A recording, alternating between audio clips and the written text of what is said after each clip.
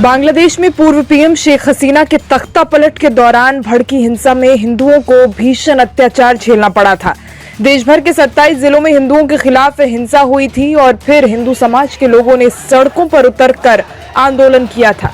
यही नहीं, America, Canada और भारत समेत दुनिया के कई देशों में बांग्लादेश में हिंदुओं पर अत्याचार के विरोध में प्रदर्शन किया गया।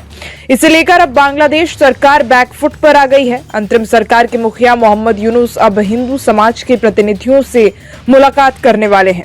इसके अलावा उन्होंने हिंसा के लिए माफी भी मांगी और घटनाओं को दुखद करार दिया।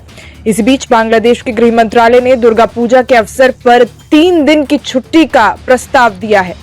मंत्रालय के सलाहकार brigadier general retired Shekhawat Hussain ने कहा कि ऐसा करना सही रहेगा। उन्होंने सोमवार को हिंदू समुदाय के नेताओं से मुलाकात के बाद ये बात कही।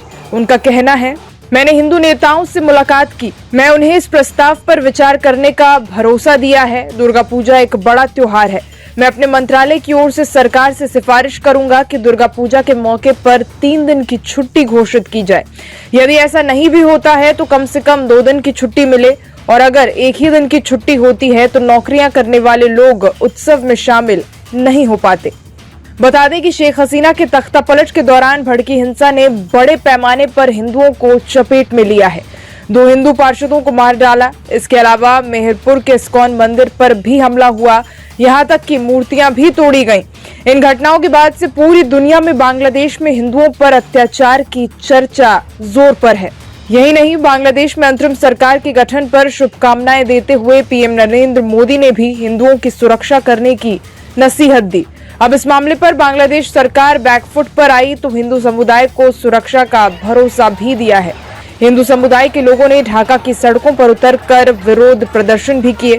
वहीं बांग्लादेश में अशांति के बीच भारतीयों के मन में सवाल है कि बांग्लादेश की पूर्व पीएम शेख हसीना कब तक भारत में रहने वाली हैं। तो संकेत हैं कि शेख हसीना का भारतीय प्रवास लंबा हो सकता है।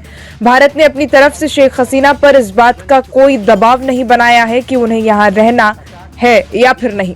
आधिकारिक तौर पर भारतीय विदेश मंत्रालय ने यह कहा कि हसीना के भावी कार्यक्रम को लेकर उनके पास कोई जानकारी नहीं है, लेकिन मीडिया रिपोर्ट्स को इस बात की जानकारी मिली है कि भारत ने इसका फैसला करने का अधिकार हसीना और उनके परिजनों पर छोड़ दिया है।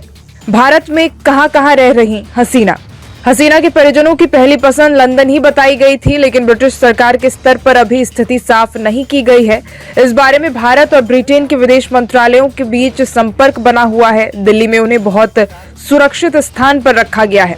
उनकी जरूरतों को लेकर लगातार संपर्क होता है, लेकिन किसी भी तरह उन्हें ऐसा महसूस नहीं होने दिया जाता कि उन पर कोई दबाव है।